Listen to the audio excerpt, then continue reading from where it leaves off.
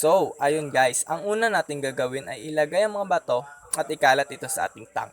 Pero make sure na napakuluan ninyo sa mainit na tubig ang mga ito na mga 1 minuto o 2 upang makaiwas sa mga bakterya o dumi na makaapekto sa ating pag-groom ng ating mga gapi.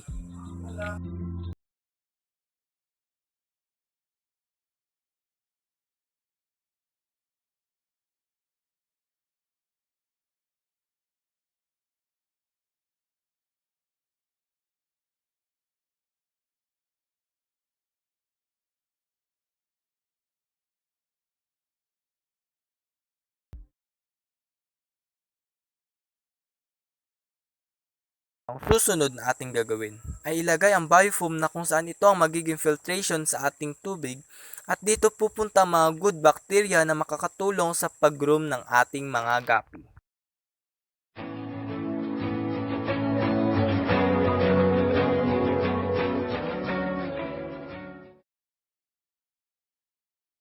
Ang pangatlo ay ilagay ang heater na makatutulong sa pagmintina ng water temperature sa ating mga tank upang hindi ma-stress ang ating alagang gapi kasi pag stress ang ating alaga hindi talaga gaganda yon. Isit ito sa 27 o 28 ang heater. Maghintay muna ng mga ilang minuto bago paandarin ang heater at ang biofoam.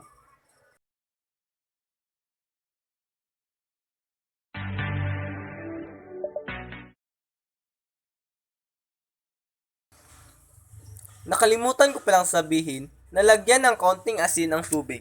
Makatutulong ito sa pag-iwas sa mga sakit sa ating mga alaga. Pag nagawa nyo na ang sumusunod, ay iwan muna ng mga 30 minutes ang tubig upang makacycle ito at i-prepare na ang gapi na inyong gustong i-groom.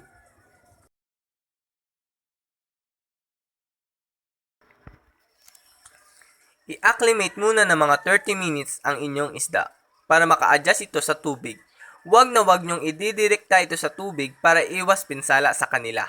Nagdudulot kasi ito ng stress, pagka-water shock at ang iba ay napupunta sa pagkakamatay ng isda.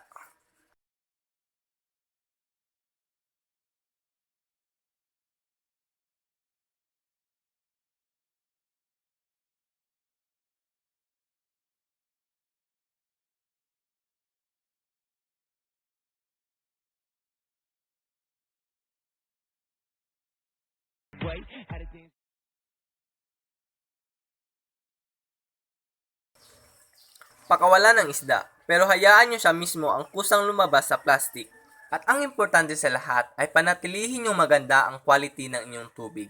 Kung ang ginagamit mo ay tubig galing sa gripo, ay maaari mo munang pasingawin ito ng mga 3 araw o 1 linggo upang mawala ang chlorine na nakapipinsala sa ating alagang isda. Ilagay sa drum o batya or kung saan mo man gustong ilagay bago mo ito ilagay sa iyong grooming tank. Sabi nga ng iba, alagaan mo ang iyong tubig kasi yan ang mag-aalaga sa iyong isda. At ang huli ay mag-water change ka once a week na hanggang 30% lang para palaging malinis ang iyong tubig. Pag nagawa nyo na mga sumusunod, ay obserbahan nyo or i-check ang alagang isda nyo araw-araw. Kung may pagbabago ba dito, bigyan ng high quality ng mga pagkain tulad ng mga okiko at BBS na kung saan ay mataas ang protina na makatutulong sa pagpapaganda sa ating mga isda. At yun lang guys ang may share ko sa inyo sa pag-groom sa ating mga alagang gapi. Sana ay may natutunan kayo sa vlog ko. And don't forget to subscribe, like, and click the notification bell para maging updated kayo kung may bago akong video.